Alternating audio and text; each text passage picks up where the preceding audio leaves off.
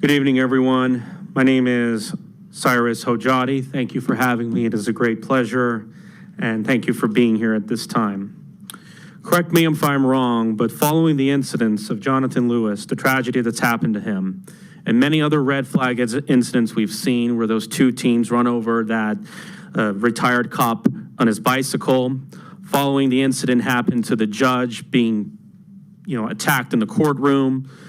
These are a lot of red flags, and I do feel a lot of signs show that this cultural trend that we have is clearly an anti-white, anti-straight, and anti-male agenda, not just running through academia, through mass media, through a lot of different sectors of our society, double standards. And if you look at the Las Vegas Valley as a whole, I showed a video on my channel from MGM and Caesars, Project Veritas or James O'Keefe, exposed how these companies, MGM and Caesars, are using double standards and using DEI quotas for hiring. And this is the thing, this whole system, can't you see it's really becoming more dysfunctional by the time? We've seen vast demographic changes in the Las Vegas Valley for the last 40 years. And what do we see as a result? More kids will pull out, seek alternative education. More people will move to states like Idaho and Montana. Heck, have you heard of Return to the Land, a planned neighborhood that's being done in Northwest Arkansas? I believe that more of these incidents occur, you're going to see more of these occurrences. And really my portion that I'm very upset is this whole establishment, Wall Street, hedge funds. This has had massive control in the unions that have a lot of power influence here in Clark County. The massive amounts of casino executives, real estate developers, politicians, our political machine. Gaming revenue is declining significantly, and I'm very concerned that potentially we're going to see more tax increases in order to save our schools. But in reality, this is really a symptom of establishment that we've had for the last 40 years, that it's clearly not working. It's affected every segment of our economy. Some of the things that you're speaking about are not in our jurisdiction, so if I could help you focus. I understand that, but I'm just saying that this is an octopus, and one of the legs is infecting is Clark County Unified School District. We have an elite power structure that controls basically every aspect of our economy. And my concern, last but not least, is that I don't believe Western civilization is the enemy. Many of our hotel and casino themes are European influenced. And I just want to know, where's the future going to go? How are we going to contain this system? We are projected to release more federal lands. Hundreds of thousands of people are projected to move to the outskirts of Clark County. Are we going to have the same county, municipalities, school districts? We need to be talking about this because every aspect it is showing that things are clearly not working and they are dysfunctional, and I oppose these double standards. And we appreciate and thank you for giving me some extra time. Thank you. Thank you. Hello, good evening, everybody. My name is Leslie Quinn. Nothing or no one should be immune to the scrutiny of parents, the community, or CCSD trustees. After all, it is Clark County residents' tax dollars that pay everyone's salary here. I believe CCSD's enrollment will continue to decline if parents do not see the changes needed to gain your trust. DEI is not wanted in education by the majority of parents. It's core subjects that should be the focus, not validating sexuality choices. I encourage CCSD to take a more aggressive approach to neutralize classrooms from political agendas. While unity should be the goal at CCSD, it is not what is going on, especially when there are teacher librarians like Nicole Beers who attack CCSD trustees on social media and file police reports against trustees Dominguez and Biasotti for their conservative values. Also, viral posts against the trustees on Libs at TikTok reached a number of CCSD parents. It would be good for CCSD to print a statement of the inappropriate actions against the trustees. Anyone teaching students should not be taking part in this type of behavior. It is unhealthy and evidence of someone who is unsafe to be around children. September 17th, U.S. Constitution Day and Citizens Day is in a few weeks. On another note, I urge CCSD educators to teach children where they came from so they know where they are going. Teach students about the U.S. Constitution and the true history of America for more than just one day. The ability to teach someone else's child is a gift that has been entrusted to you. Please be mindful of that. Students, like Jonathan Lewis, a special needs student at Rancho High School, he had reported bullying to the staff at the school weeks before his demise. He was beaten to death by the same students he complained about. The person in charge at Rancho High, Darlene Delgado, touted as a visionary leader, tell that to Jonathan Lewis's parents. This visionary leadership did not address Jonathan Lewis's outcry for help against bullies weeks prior to being beaten to death at Rancho High School. And now, without question, delay, or property input from the community and trustees, Ms. Delgado is back.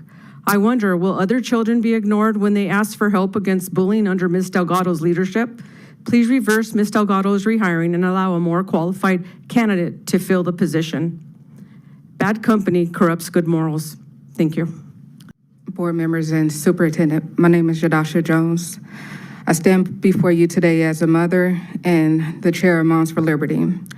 As you know, the Supreme Court has released a decision in Muhammad v. Taylor, which will affect each and every school district in the county. The court has held that when Montgomery County MD Public School refused to opt out children out of K through 5 curriculum, their children objected to violated the First Amendment free exercise clause. Justice Alto wrote that mandating our young children to engage with these materials presented as normative and cultivative, subjective, informative, with parents' rights to raise their children according to their sincerity held beliefs. And the schools crossed a constitutional line by conditioning a public education on acceptance on viewpoints conflicting with their families' faith. What does this mean for our district? First, the school district should provide clear advance notification to parents for an upcoming lessons covering the topics of gender identity, sexuality, or other related themes. Second, parents have the right to opt out their children without penalty or stigma from specific lessons that conflict with the religious convictions and district policies, which must be aligned. Third, each child who opt out should be given meaningful, eloquent educational opportunities, ensuring they don't fall behind while respecting family beliefs. Fourth, teachers will need guidance to handle opt-out sensitivity and to be implemented alternative lessons professionally. This ruling doesn't ban these materials nor does it restrict academic freedom. Rather, it enforces parental rights, ensures families can agree or disagree with specific content presented to their children. I urge the district to swiftly align its policies with this decision, ensuring transparency, respect, and balance moving forward. We need items that opt out in every aspect for parents that do not want to be taught with LGBT or DEI, CRT across the board. Moms for Liberty has those documents and we'll be happy to share them. Thank you. Good evening, Superintendent and members of the Board of Trustees. Thank you for allowing me to speak here. I stand before you as a member of Moms for Liberty to address the recent rehiring and promotion of Darlene Delgado, the former principal of Rancho High School, to the position of School Associate Superintendent in the Clark County School District. As you know, Ms. Delgado served as a principal at Rancho High School. This came just 2 months after the tragic beating death of 17-year-old student Jonathan Lewis Jr. on November 1st, 2023, in a layoff near the school. Jonathan was attacked by a group of teens, suffered severe head trauma, and died a week later from these injuries. 10 students face murder charges in connection with this horrific incident, which shocked our community to its core. Despite the ongoing question about the school's handling of safety and the aftermath of this tragedy, including a lawsuit filed by Jonathan's mothers against the district early this year, Ms. Delgado has now been rehired in a higher administrative role. Why was she promoted? The decision appeared to overlook the lingering concern from the period, including how the school addressed violence and support its community in the wake of such a loss. It seemed the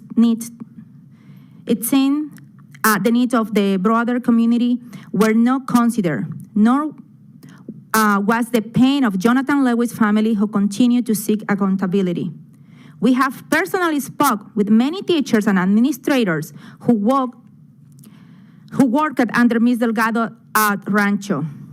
They are deeply disappointed by this rehiring and scared about what it signals for leadership and safety in our schools. These are dedicated professionals who witnesses the fallout firsthand and fear a lack of real change. I'm not here speaking for a student, but for the administrations as a whole. We deserve leaders who prioritize transparency, safety, and healing. I urge you to reconsider this decision and engage more fully with those affected. Thank you.